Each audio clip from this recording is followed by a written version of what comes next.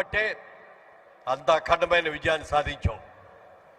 ఇవాళ రోజున ఒక ఎన్టీ రామారావు గారు, ఒక చంద్రబాబు నాయుడు లాంటి వచ్చిన తర్వాతనే అంతకుముందు కమ్మవారు అంటే వ్యవసాయానికి మాత్రమే పరిమితం అయ్యి పరిశ్రమలకు మాత్రమే పరిశ్రమైనటువంటి వాళ్ళు రాజకీయాల్లోకి వచ్చారు అంటే దానికి ఎన్టీ రామారావు గారు, చంద్రబాబు నాయుడు గారే ముఖ్య కారణం అని నేను చెప్పగలను.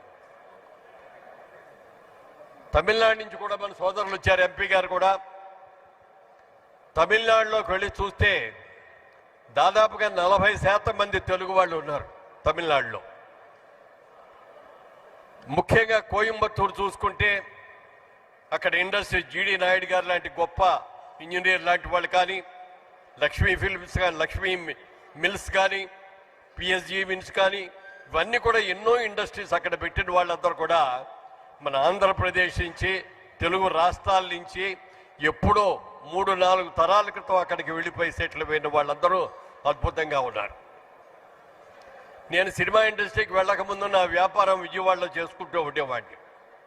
అప్పుడు మా మోటార్లన్నీ కూడా మాకు కావాల్సినవి అగ్రికల్చర్ పంప్ సెట్స్ అన్నీ కూడా కోయంబత్తూరు నుంచే వచ్చాయి. మేము కోయంబత్తూరు వెళ్ళాను ఒకసారి. వెళ్తే ఆ ఇండస్ట్రీ ఆయన మేనేజర్, మా ప్రొపరేటర్ గారు మా ఇంటికి లంచ్కి రండి అని చెప్పి ఇంటికి తీసుకెళ్ళారు. ఆ ఇల్లాలు చాలా చక్కగా కమ్మటి భోజనం పెట్టింది. పెట్టిన తర్వాత ఆవిడ ఒకటే మాట అంది, అయ్యా సిగ్గు లేకుండా ఏం కావాలో అడుక్కొని తినండి అంది ఆవిడ ఒక మాట. నాకు నవ్వు వచ్చింది. ఇదేమిటమ్మా ఇలా అన్నారు అనుకుంటే, బాబు మేము ఎప్పుడో తెలుగు రాష్ట్రాలను వదిలేసి వచ్చాం, మా తెలుగు మీ తెలుగులాగా ఉండదు, మీరందరూ కూడా ఏమీ సిగ్గుపడకుండా కావాల్సింది అడిగి పెట్టించుకోండి అని మేము చెప్పేమే తప్ప మరొకటి కాదు అని చెప్పారు. అట్లా స్లాంగ్స్ అనే మార్పులు ఉండొచ్చేమో కానీ మరొకటికి మార్పు కాదు అని చెప్పి తెలియజేస్తున్నాను.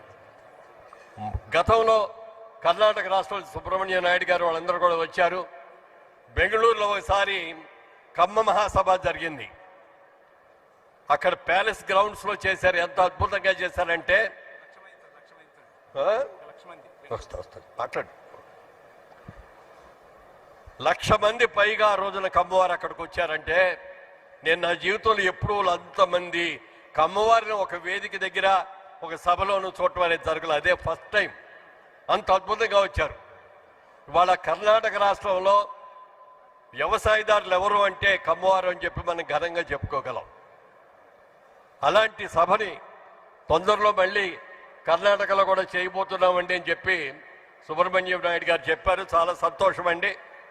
ఆ సభలో తప్పకుండా వస్తాం, మేమందరూ కూడా వస్తాం, మేమందరూ కూడా చేస్తామని చెప్పి మీకు అందరికీ కూడా మాటిస్తూ, మరి కుసుమ్ గారు చేస్తున్నటువంటి ఈ కృషిని మనస్ఫూర్తిగా నేను అభినందిస్తూ, మా సహకారం ఎప్పుడు ఏది విధంగా కావాలన్నా మేము సిద్ధంగా ఉన్నామని చెప్పి రాబోయే రోజుల్లో ఈ సభల్ని ఇంకా ఇంకా ఇంకా ఘనంగా చేద్దామని మనం చేస్తూ సెలవు తీసుకున్నాం. జై హింద్.